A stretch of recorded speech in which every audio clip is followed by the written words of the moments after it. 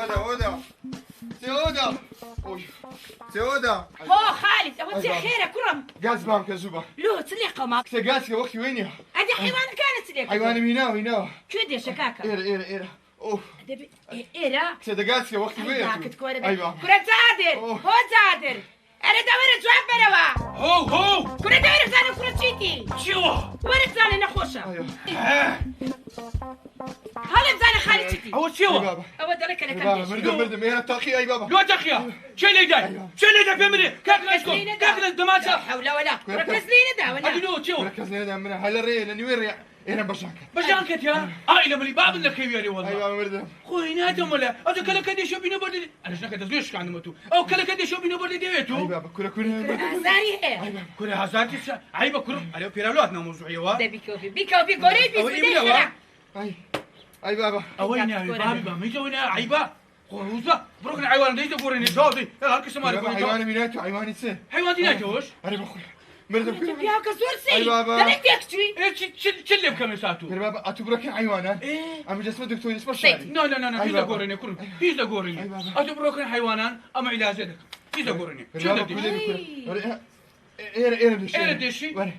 تو أخون دسمة دكتوري جيل مراقرين دسمة كن دكتوري درم دكتور أمر إيرم دش دكتور أبو علاج من ذاتي أبو جوتو دايما لخود قرش بخوته كل بابا تربح تمسي لو نبي ايوه مردم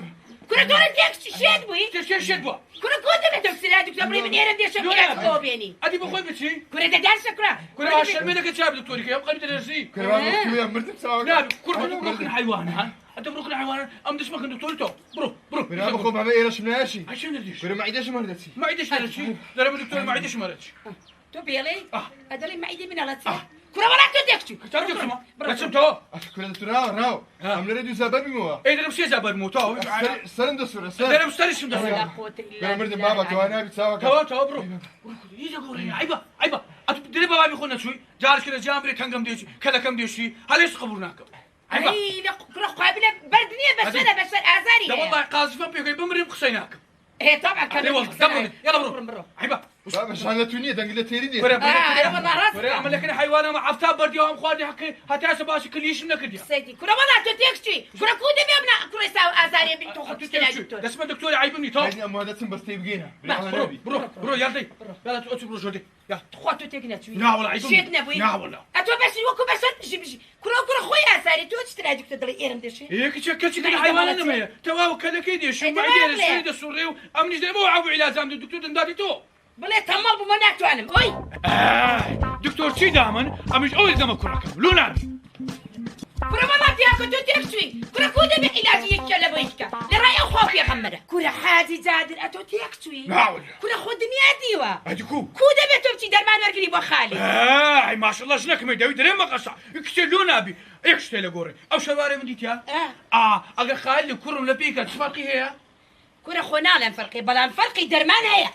رحمه الله او خذ لك درمانك او شفيتو خجيجي جيران ولا سرقه فرقي هي فرقيني بس دايا ميمو يا عبي دابوش عدلو 1500 خديج هاد قال شمشي تدبر له عفله وما فلان شنو قوري ابو كنا بياك خو حفلانية وشاينية وبوكيانانية او نخوشة خلينا من الخوار لو دينا نعم يا كرة كبا كوش بيا كيف سكش لو دينا ما خلت تشتري دكتور بلي من نخوش من نباتي كرة كبا هيك نبي كرة والله نابي بنجاز الشروال من اللي بيك يقسمنا كده لو نبي زاد اشروا على بيك كرة خوش على بيك الدنيا كرة كأمرية دواي او كلا كيديش كش داتشم داس باكن دكتور ديم كلا كم ديشي تو دبرو خذ بيني انا بقول داتشم دبرو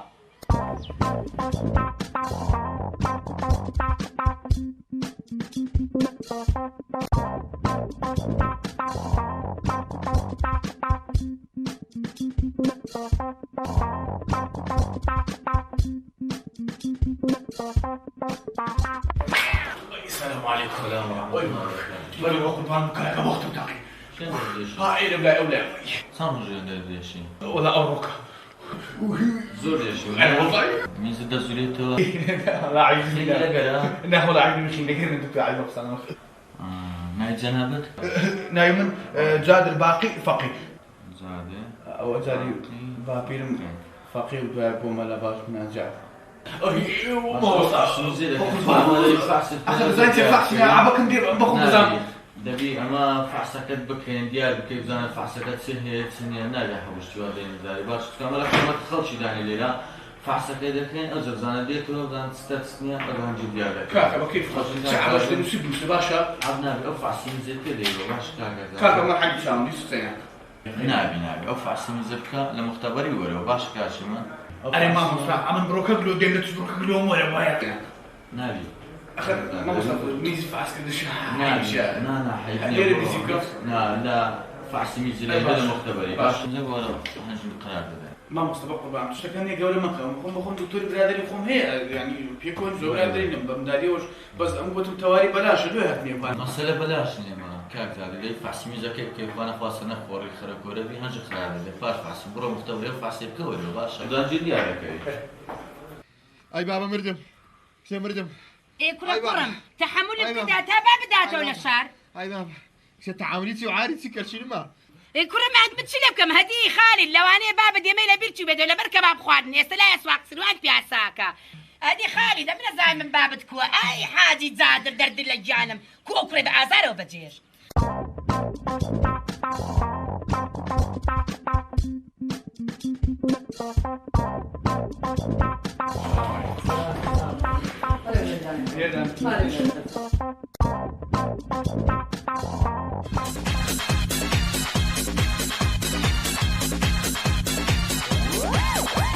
تبرم وقعتني من يقول باشا باش أي بابا شو تعاملتي وعارتي كرشين ما دون فرن قاس كبابينا كرم إيه دلم كرم دبيك ما نبريك من أي قرم ألي ربو دانيم أو كسي وقتي دبيا أمو عدم برم ساوكم أي تسبكم بردوك زينانا قاس كدو كاسي قاس إيه دباش إيه سوادت أي بابا بعد الإسات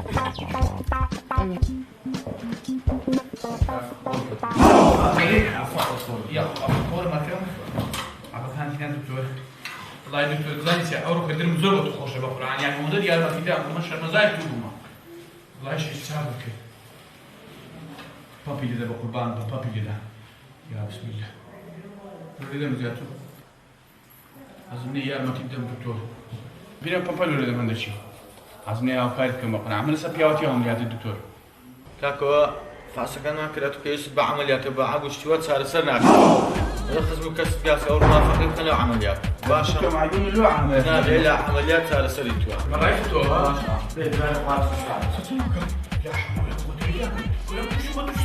والله عيوني أملوا عمليات أنا بخوالي اسميني وداك تكوري بأول حالي وكوري منها أنا بخواي أي بابا إيري كاسر إيري والله ما محمود إيه أو قرتشيلاتي قرتشيلا صالح أي بابا ليه زانيتو أي بابا أي بابا بردم كاكا ولا قيقنا صار هذا سري بردم أي بابا كرم سري زور قرما زور قرما ما دام كليتي بس تسمعنا والله يدرم بابي بابي را بابارني يكين تزاين سيب لما ياس حبشي من زماني باب ما اي باري زمان مايتي لبوي بينم كاك مغديد دليتو شيك جبرا كودا بيتو حبيزة خدمني لبو كريمن مارت ما واكل دعسم خيرات ديكون بقوماتا هذا حسن ديك حسن ديك براكم ديك براش ما قرب انا من ريخون قوري لو كاك صالح راهي وكلينيه اي شي داك شلون كي قلتي وقتي خوي اوه بمن داري قلتي انت ما دام سيلتي كاك صالح سيلسيه معنا ناوش كتيا براستا هذيك اذا ما عندي باي خيرات بقيني خص خالة ديك هكذيك يا الله يا الله يا الله دي سنة وخيرك كاك صالح يا الله خداي براش ريخون قوري دي ساعه لو ابشير دايتي يوم دارا اي قابلة بس بخيو كل يوم شير سدايتي والله بايع يا اخوي ونشاني بايع ولفس شكتيا هذا ثاني هي وي يعني هذيك الكراو أي بابا أي بابا براش غازات كرديا انت ما بيجيني خير تعال يا الله بيبا يا واش يا الله بيكا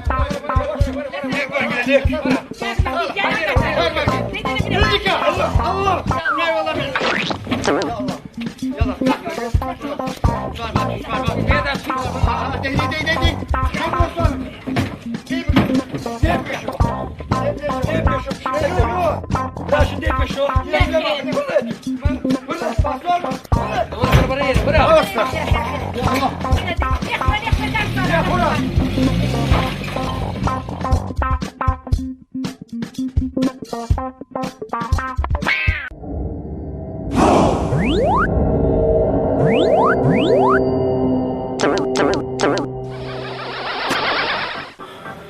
بناء بقربان سودي لي كاكا دي الدكتور درم عيب نبي او كم دي بخونتو لا نابي لا دي بسوبة دي دكتور ناشي ناش دي بسودي ديشي ها ناش دي كاكا بسوبة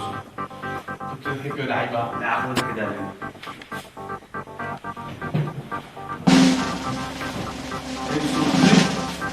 الدواء دي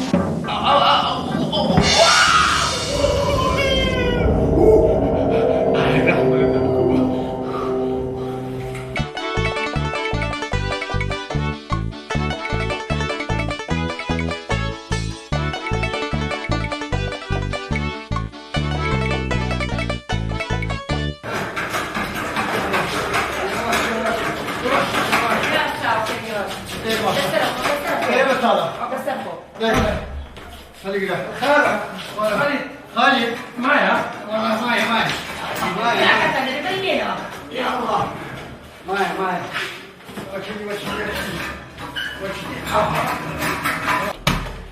السلام عليكم سيدي روكاكا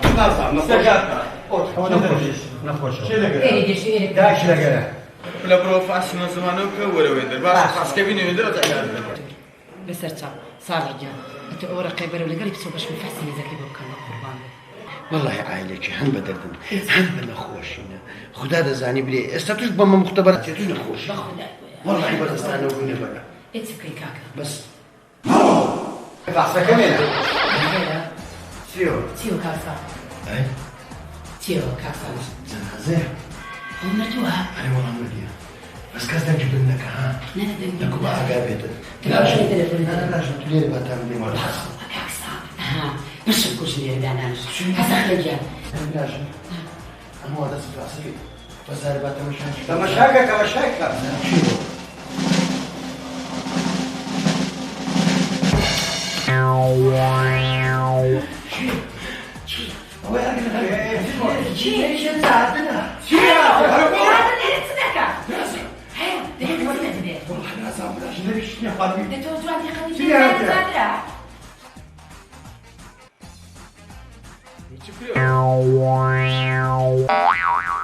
گوشن کام بخونی و عیب نکن داناورشین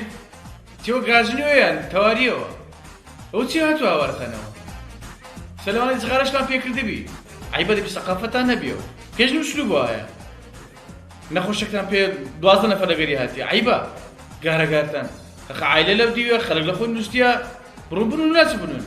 اخ عیبه عالم لخوی دنیو لخوی بسرعت دمری اخ وزعنیو عیبه استامن نخوشن بتنی آتیما کس مگه خمنینه قال عيب الجنبيت انا خاصة خانة عيبة تيوم عيبناك انت مشان نخش خالش لكن انت مشان نخش خوتها هدي وتسيو لهم مشتغل في عيبة ديار بجري بوني باكاتك انا هم عادين هو تسيو بون صغار بيسا زريقو اوريجينو دريلا سابوتشي دينو عيبة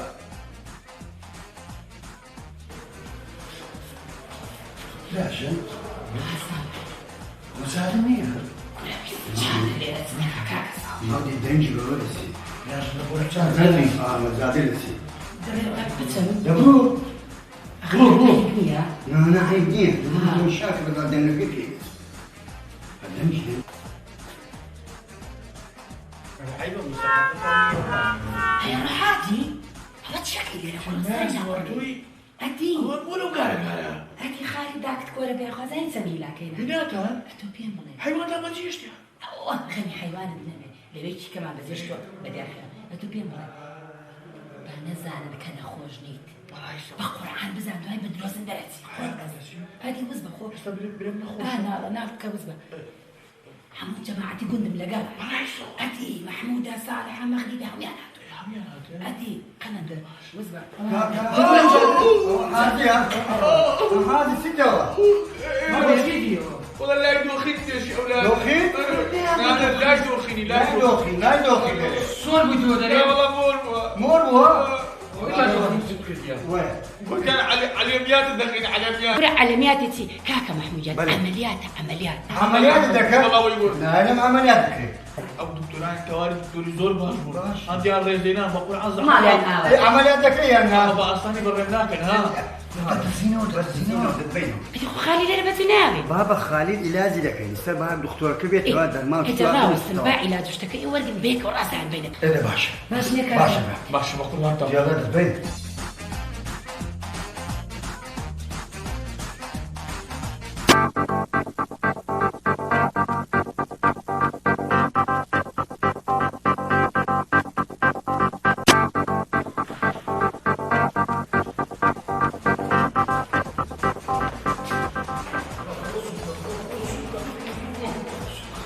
ماضي وتبرديني ها؟ ناو تبي فيزيك اللي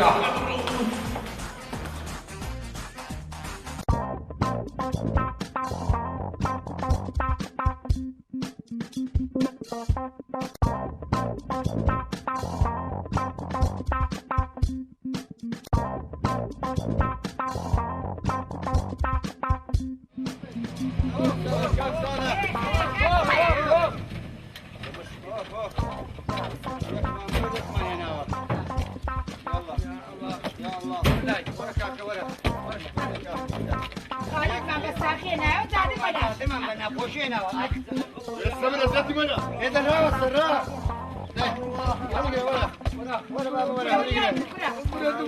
السمرة ذاتي منى هذا الهوا السراء تاسه تاسه تاسه بقى خسيلي بكم تاسه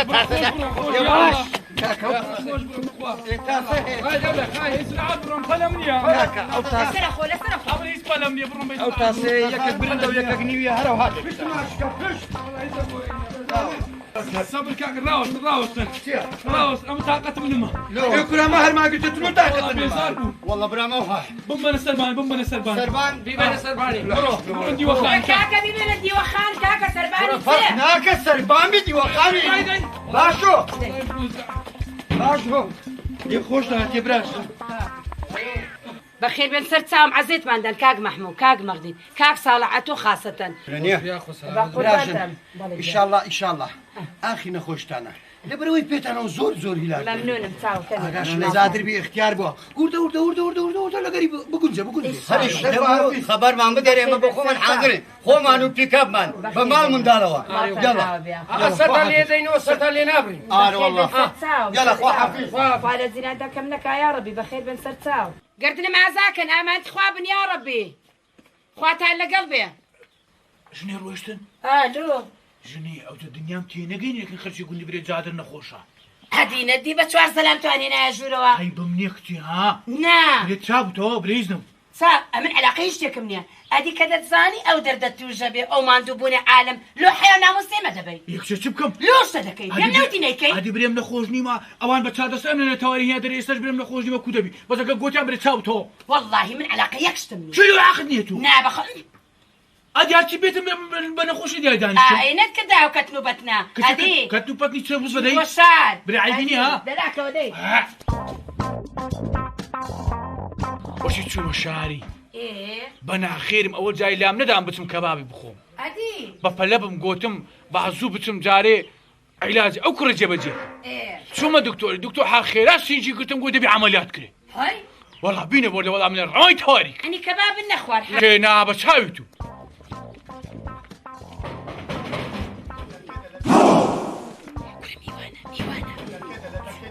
کچی عیلاجەکەم لێ بکە کچی ايه سبري بقرا راوستا هەتا خۆ بگەرمە دیوەخانێ يا اخوة بخير بن سر تساو راوستا كرة زادر يسا علاج دكم را بردوا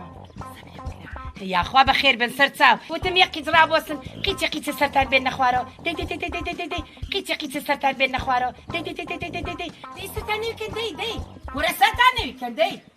اتوش دي دستاخوي دي توش كاك صالح دي بلاشنا وكاجي ميوان داريو هايا دي بلاشنا من لوصرن بالمخبار بين اخواني ما تبع كبابي تواري ترحمو هنا غم النبي ناشي شكم بدا ناي كباب ما عندي بناك حمو لو ما بغوا يدوش حمو ما خوتان دخول تسخوش انا ما قدرت هي ما لو سلمان نيو كاينوا كاك ديال الكباب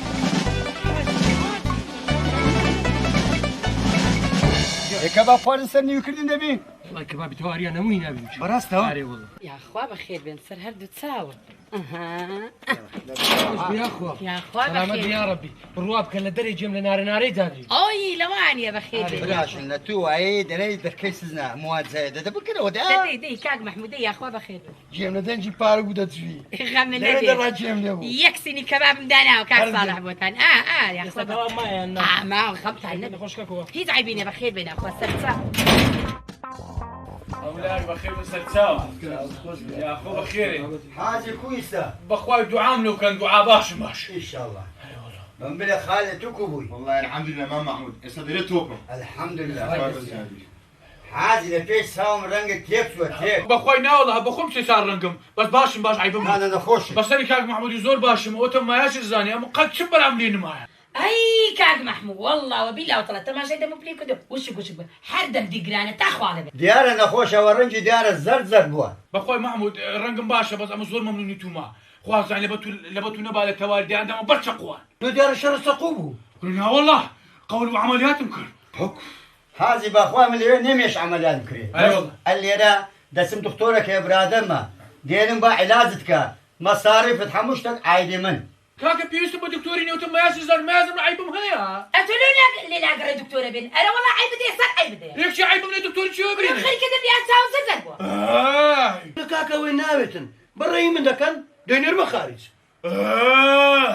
يكون من دينار من شو مش مخارج هاي كلا وحمو كاميرا خير خواز وتلفزيون بانقا وازدكا او دستي كلتا او فقير بالي نوكرتك كاميرا كله دين مرازم لي مخارج كل بابا كاميرا شو حارج شو بواخر عمري تاز ثاني يوم بين التلفزيون بارو مال مخ كانوا رواني خارج يمكن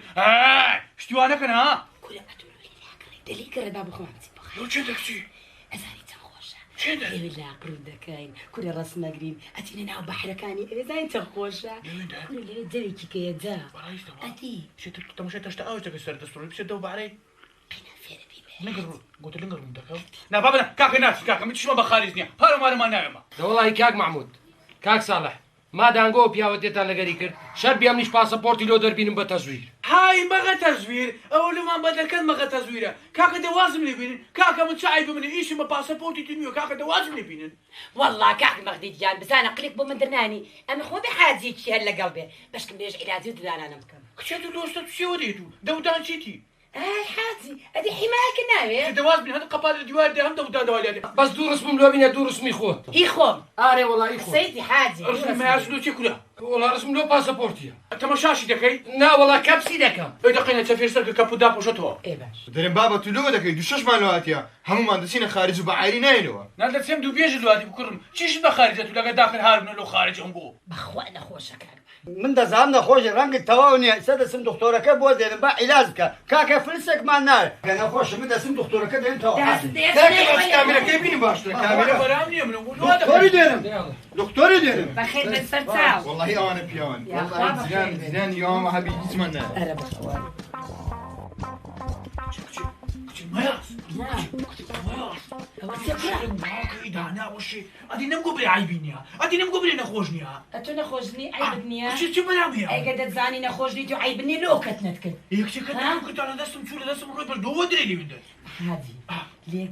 بخو مهنتينا هورندا لهورنداش مترو هي هنخوشة جنزبيته وكرا هورندا نينا هوريندا دو عم يترونا هم مش ينادي من نادي خم عمل لهم ناخي سكر زختم بخو حاجي ليو جنزبيته ليش انت لهورندا بتشين هديك الخوشة كش الناس العيام قبل او كاملين وما عاملين دي التلفزيوني التلفزيون بينهم فقيرهم شو اسمه هوريندا اي كلاس هورندا لو كارك الحياة ناموسي من الشيء هوريندا ناس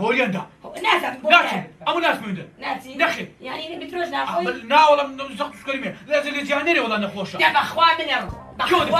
بخاي ها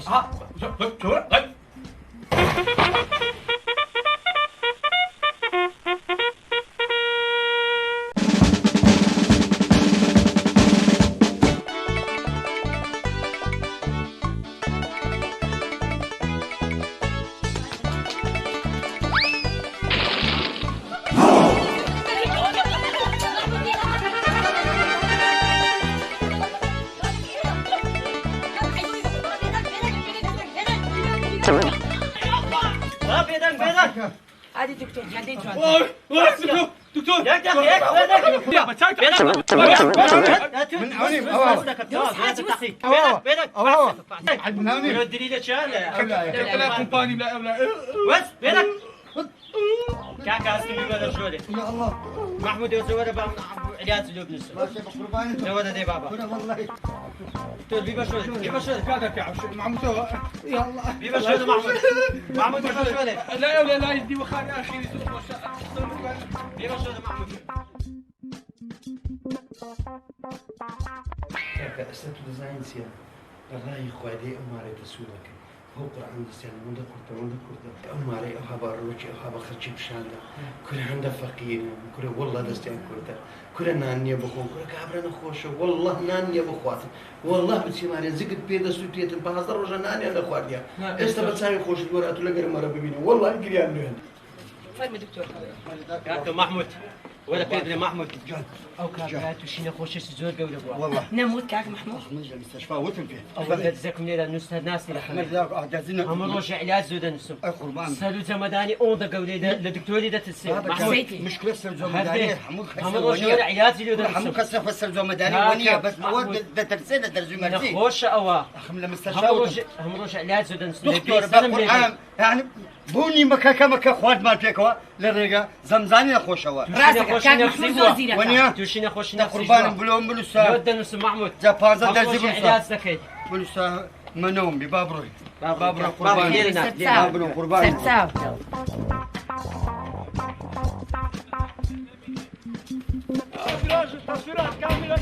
كاميرا من أبراج حاضرك كامل شو كاكا تصويرك دار تصويرك كاكا ما ليش تسولك الراس كاكا كاكا ما رش فاقين تصويرك كيف فقير كاكا تساعدهم هيك كاكا نخوجني بلا منيا تصويرك حمود يا قريحاتي يا اخوان خير جواني تصوير كيف قربان راشد كاكا تسولك لا كاكا جايبك راشد تقدر فاصل وشلون ما نفاك جايبك يا براشر يا كامل لعبة كاكا تقدر من انت ما تقول في الحمود او كامل كل راوستي او بونس ريتو كاكا لعبة كاكا والله باسي تشيخو ما بقى نوزع كما دبيني او بياو كما قليله دزا نخوش طوال تكتو براسي بيبلم بانزر وجبي ناني كيريكو بيك نخوات يا تمام كاك سارق سكي تمام يا تمام تورونا يا كودي سودي دا كما بخوا وانا ما قدي اما وزع كمان زو نارك بخوا هذا بيني كوديكتو عقلي خويا دار امر اخر دزايا تسولك براشد لعبة كاكا كلهم كاملين لعبة كاكا براشد فيبري باسل وشلون ما نخواتي او بقران قدور او قدور دم خبرنا بقران لي دم كاكا جا بليتش الرجل دكتور بيدري ايشتيا كزال في البخيل دكم اخذ زادته كيف اللي ديو لا خليشاني ديو اخي انا زادي اتو امن اي والله ادي لون هاي التصوير ولك اخي لعبة تصوير كثير شنو تقصد لك شنو كيف كل شيء ما تصوير لك كل خلاص برنا ديك خلاص عقلي خويا دار إذا وانا خوشة توشي نخوشي نفسي بوا توشي سكري بوا توشي زخد بوا كاك صالح تمام سكت وبخير خويش كذا مالي آوبي لقليوا زور ممنون كانم ربي ما تان آوبي بس لي خير وخيرات وانا خذ السلم ابو خذ السلم ابو فقيرهم تعبوا يا وزع ما تعبتي تصوير كاكا تصوير شحت فيش قاطع نوصل خذ السلم اقوم اقعد برده والله رولا جانسيت وسعتي اوز اكم دبيني كاك صالح يقول بس ما عنده ولا قال ايما كاكا حاج جادر عقلي لدز داوه براستي نخوشكي تواوا بيويس بعلاجيها بخوا دكتورنا ما ونيبم هرشي دكتوره كان بورت اموزاتي تكزاما كاني او فقير ويلي هذا فقير مملك ولا كاكا والله انا خوش تصويري كاكا تماش خذ المورد تماش لسه تلفزيوني عام بدون كاميرا فقيره كاكا نخوشني ما براي تصوير كاكا براي تصوير نيس كاكا بيبري نيسك راسك اللي بيرم شو صالح جنب اخوان راسك نيسك يا شوربا يا كودي سوري ده كما بروح بيكي بانزر وجا بنان ما نما زري دمان تركت حتى هذه رسوخ على خير كنتي تشجع البوكسم يا شباب باش تجادل كسر علمك يقدر قيدك جسجونا ودمتو بقول انا هذه شو فقيرهم ابو شوربه يا اخوان كيف شوربه اخوان براش لو خارجه تمام والله لو خارجه تمام ما خارجه روجي قال لي بس يا دكتورة جدي ايش والله وقتي خوي من وقتي خوي مهنديزم اخر جهاد اتوكي شهاده ده بتابي بمهندس تيكسو كاكا حقري رس تحمل من ما بخا خليك مش تقول كاكا جا قراقه ما بيديش بس كاكا نار نخرج كاكا ولا بارت انا خذ كم ولا سرخر تصوير ما كاكا تصوير كاكا كامل مجوري تصوير كاكا ما تورنا كيف ابن ما تورون هم يدلف كاك صالح من النبي وخمالي ابي كاك صالح باوري ابد بینه رنگ خوشه استاش اما دبینین دهال خیرخوازان دکین که ارمتیان بودن و پیاوکی نخوش کتو دیستی بدر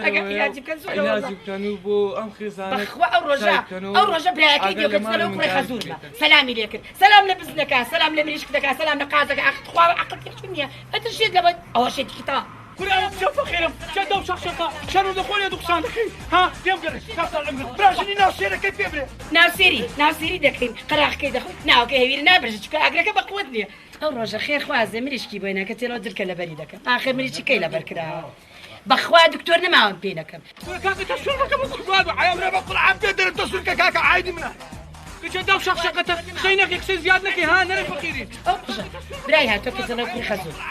خوا اخر كل خزور براي لك يا كل خزور مريشك يا كذا كاكا سنه سيرك يا كذا خوا بوا كاكا تصوير تشيشني دكتور لك شنك يا او حالك انت كاكا جا شقارته بالراب كشقارته نارم دالي تماشاك قرا مالك شوني لسرباني هن مخواره شوني لو قراخي ديواري مالانا نهن شيء ادبر عقلي لدزله حسابي فوتاوه دم بر بر وعدك كل زاد اللي رايق ناس بلو تيك توك ناس بلو کن که یارمتی ام نخوشه بودن و پیوستی بدر وی بودن بو تارسك لو ذاك لو صبر لا شكل حيوان ناس متزارقة تبرع عين سيا شوف بمشي حيوانا لو سيا هاي بين كل شيء ناس كل ناس داري هي زاد بخوي سكن حيوان يمنا خوشم بيسم بيسرعته لو تعب سنه بو ندقو تشاب مو يتسابون دابا يسرعته شكم لكم يساعد شي ذكي نجم وديني نهي سم ذاك مبروك حيوانا بروك الحيوان ده شغله يساعدك برضي برو اتو بابي هاي دوس عيبي كلتو برضي برو هو تقول لي هذا بلو يدك ها برضي انت مش عندك حذر بلو شينا سبيد سبيك ان شاء الله تهايك محمود بعدين محمود لا وصلك اخصال كوي تو باشي بابا وسعد كوا والله زوزو باشي والله كاكا زادش روي شو روي والله روي شو اسمه والله خواري قوري تواب هيك زاري سوكاكو نا والله اورو زمدانك ودومك خواري ده براس ها اري والله كيني والله اورو والله ما دام وايد من دكتور دبا دبر بابسي كاكا والله استاذ دكتور لا يزال دم فوريا وش اصحابي دبا قاتل زعما وزمداني شو بابرو بابرو مام زادين هاب مقضي وتوي يا كريمات والله خيرك هاد مقضي سلام ورحمة الله وبركاته باشو رالو بنبالي لا والله الرازو وتنش لوهو والله عندك ايش فيه ايش ضمنها؟ اري والله يلا وصليك بسم الله الرحمن الرحيم بسم الله سيوا هو كامل كامل سيوا لو سوا دورش مدد بس مش نقري ايمن خسك ولا مجبان هو ايه لو سوا مقضي قرا او انا هذا شيء او انا قوم قر مداك كلاس بيجاملوا بينن لا حول ولا قوه الا بالله او الراوس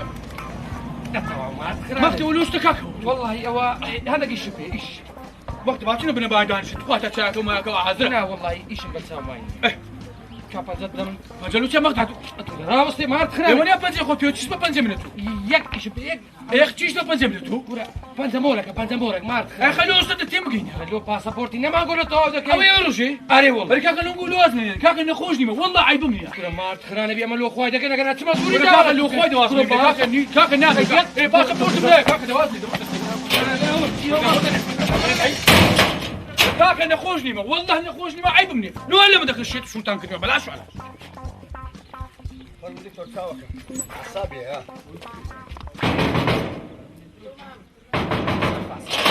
فرمو دكتور فرمو فرمو سيو تونم كاك عيب مني كاك خوش كان خوش كاك عيب مني كاك كيف بعزك لا قول رام كيف بعزك والله من خوش مكاك رجب مداني وين رجب برا بس مداني وين رجب برا شو برا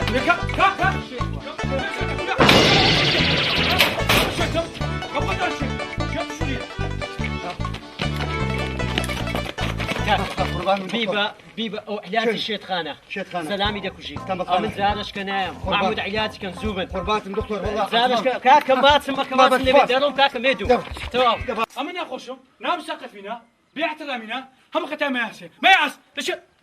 سكسب كيش نخوشم شنو بخونيا او هم عالم بقش منينا نخوشني موتو ورا عيبناكي لا ولا عيبناك هو نامري لا والله شو هذا اگر الزاني عيبه ونخوشني عيبه حاله وكل ايه خير قلت لك خش مني والله نخوشي طواني ادو تواني مش كطواني تيجي يا شو انت بتصدق بس سال باسي كم الا بانه بابا الروماني اذا كوات الشيتي تواني ام الشتم ارى والله تشيت والله تشيت ان شاء الله شدبي شتو هلو خارج ودك ان شاء الله تشاد بخارج ناكي ده صدق او تمشي تشتاوج قصر السوري ان شاء الله تشاد بخارج ناكي ما عندنا مغدي اي خو عافتك ما عندنا كاكا ويك ساعات بحسي وموضوع هذا كلمه موضوع يصير كاكا بحسي وكابر هذا كنت تلبو باسبورتك كره باسبورتي كاكا يقزم ابو هاد بنخوا هاد دري كرد يكويا كوري والله يا صالح او سكر رازك امنو دكتور مو دكتور راونا اول باي والله اخري تيكسو دكتور والدكتور ولدي توبزع ما عقلي تيكسو كشتوني بابا من عندي كل بي خلق لدرقا بدرقانا كده وزاد فوتاني دي وزع متي داينا اصالح الشعوريه شنو درك يدا درك مركا مش كان دي يا كاكا ميجوري كاكا درم نخوشني متو بالعكس خوتي روش كلمه اللي كان قلت ما دكتوري يا بابا غيرتك وكرت من رويا او تو بس لو وزنينا زادر اتونا رحمه دينا بزي لو نا ايماني شدي اجد ايماني دي بروجك لرجع دي تجي اكره لبالحيوانات كشت له هذا غريب حالي ادي من تشي حيوان نبوهم لخوكل بوما بنيش يسلزالي اخر شيء هزالو كردت بما نوتي هيك شي قينا غلطي وكرت متو تعقلي كن حيوان منيا والله قصيد هاكما يا دروش كم دخل حيوان شرب بمرم شمنتي بي شي زنازه كم دينتو وين ام نخوش الربومه هذه انا بابا الربوتسيا كلهم ربو بيم تنده بنا بيراوي نتهم رجو بولي دي قرن دتري زادر لما يزو نخوش ولا كما ديكو وزا ممنا قلت يا اكيد فدنا دوتي تساوي تكورني بيري والله ده اتكو ما مدري دي بام بش اي لو خسينا ذاك الكرم وانا ما نخوش ربوي نخوش تكشمد ولا درب الدرب خوانك اديكو ما دام بدايه امن باش هم رزق مكان حيوان باب نار بام نخوش بالرحمه نخوش نخوش كناش مكان حيوان بقول على لاغر ودو كوباري بدا زوكري هادي والله بابا دالي بندك مالك زاد لا كل ما برامبرتو اقصي غلط باي با ما قبار ما تستشن شلو دين ناخذ قلت بي اياه كاك الناوي امني شدرك البكامل واخر شي قنديه مزبوره ما دبي صار شي كاك صالح يا كم زاريك دور اسمه قلت بقصي خوش ولا دويا قوتم بنت حراشت بابتين لازم تكون تو والله تسين منك البيري منك ما بيت او خرش او خرش قنديه اللي ما قلتك شو تو بابا تشاو كمل بخير تشاو حادث يعني نخوش باش معي بمنيا كلكو باش كاكا باش معي بمنيا تو كل والله تسبينات والله رنجتو كاكا الرقم تواني تبخو مجنون رقم يكون حازي خاطري او خويا بابت من حلازم كي تساوك الرحمه لذاك بابت يكون كاكا صدق تبي كاكا والله برا ما عيب مني برا مني كاكا دوازمني بينن كل والله رنجتو يكون البخو ما فاهم كاكا يكون ما بخاتو دونا ولا بخات براجين وخالد دكين كاك راسك قدام بيبريم باب يزعي بني ركو بداك مكبسن براشن ادي تشيتي والله كاك صالح جان شيتا اللي بشارموا اوي راسي بيت تحت الدروي كلو اي والله اي هنا وتخرابي يا اخوه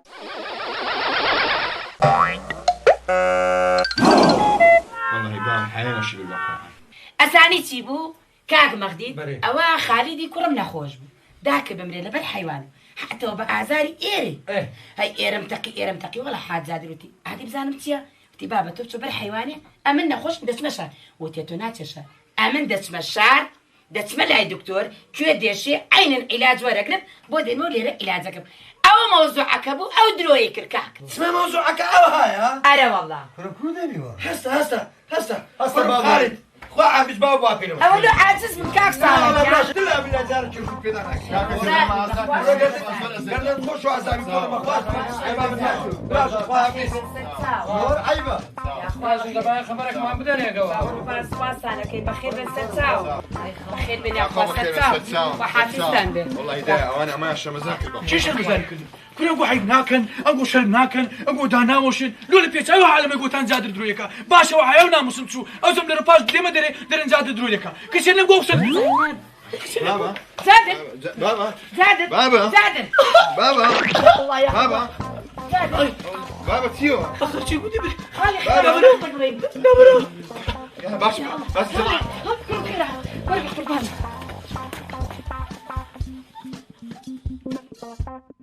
كان معهم السواقة زاد زوري لا انا براسي نخوش انا والله والله نايم خشك كره خال نايم والله لما استشفى من درك الجدل من نخوش نيم كره خيت انا قاعد راوسني نا والله دراسيني نخو حافظتان بي كان معهم السواقة كان نايم شوي نا والله نايم كره زيرانتي كيوا كاغما كره زيرانتي كل زور دكتوري منا بين بردم كنت خو حافظتان بي حمد دروين ارى والله برون حافظتان بي حمد دروين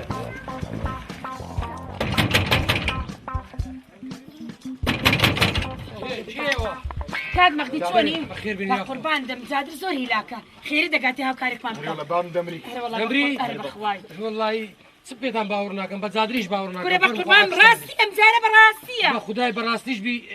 بەخۆ نەدی درێگە نەدی بەخۆ قول تاوا كمي خير واسمانە بین کات بڕۆ دادە بڕۆ خۆشتامی دەی ئەرێ وەڵا وای لێ بڕۆن دەی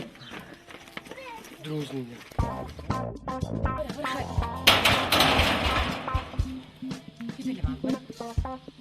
أوزاري بام دمري كل ما صار بام دمري سواقة باب التمرين سيدي صالح جانو زاره بهاور من ورا حاج زاد زوري لاكا خو براستا انا بخواي دبرون برون من الاستاديوم قرباني دماغتك اكثر اسال كمان ورا تاوا كم فريا دابا نقبرون استبح يعني تصورت كاين برون بقربان داي والله دروي تساو تما منا كريتن وتزاري بابا بابا زادر بابا زادر لا والله زادر لا ما فارينو كسان جابي لنا داينا اد محمود هيتيان شو انت بتاخي بابا شي ايوه وريش بابا والله زمان قلت لهم بابا درويدة كان ولا بالراس دي انا والله كسباوري فينا قدي درت اخي قلت يا درويدك انا والله وجه درويدك اخي خوتان حقي خوتان شنو مثلا ايش قلت لي كلهم دري دروزن ماري سوتا كشش بي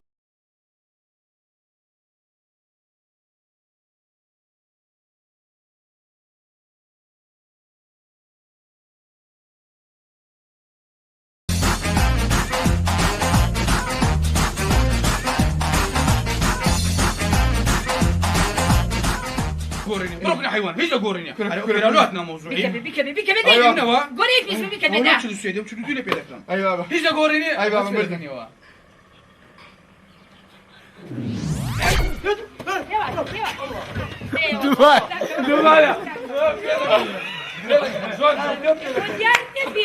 ديار الشاشة ديالك ها مشارن عندك لا خستخانها والدك هاي نمدا زايد الراس منين مخارج بارلو خرطك انه التلفزيون بشان ده او حاجه زادره ودور فقط بشان لا استغفر بشان ده او حاجه زادره بارلو خرطك انه ندير لنا بخارج هذه هو روشته يكسر كامل اسمه التلفزيون شنو كل بابا كامل اسمه كل دانشة هاي شير تيش بخارجة كل هدو اسمي داخل وتكون خبرتك اسمي داخل لو قايمة كاكا تقيدك ما بشوف لا تشوف فيها لما هم قلت ما ياسيري مع عياتها مردم عياتها مردم نسمى ياسيري ها إلى بيمتن دبينا بيراوي ربوسيا بيمتن دبينا بيراوي هدي نتي هم رجالك من دقورهم لا حول ولا قوة زادر درويك درو اي والله ازانيتي نازل ببيلجو زادري زي مو خسخانة دي بقربان تام خسخانة دي بيام او كل من نالي لا كي هاوردك لكاي والدك حبة شفاري بابم والله كاكس على صوق الماء أري والله سنة هاي ستمشي السرقة أوزار كاكا زي ما بارك يلا كاكا شو اللي قلتيها؟ دي دم الله ما دم وسيلة سيل معنا ناو كتانا كاكا تخونا أري والله كتانا بايبين يا باشا راجن حاجات باخدها من ناو يلا يا مشكلة ريفهم يلا دي كاكا دي يلا بيكا دعيني براجن دو ثواني يلا بنا خوش استعتوش بم فاستو عشان تبقى مختبر خوارزانية توش نخوشي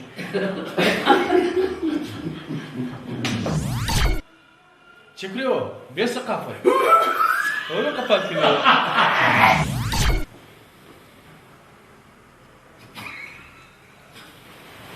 نفرات دبر بنو كاكل وبارنا ذنو يخليك ربا بيسرع عادي يام بمر بيام بنو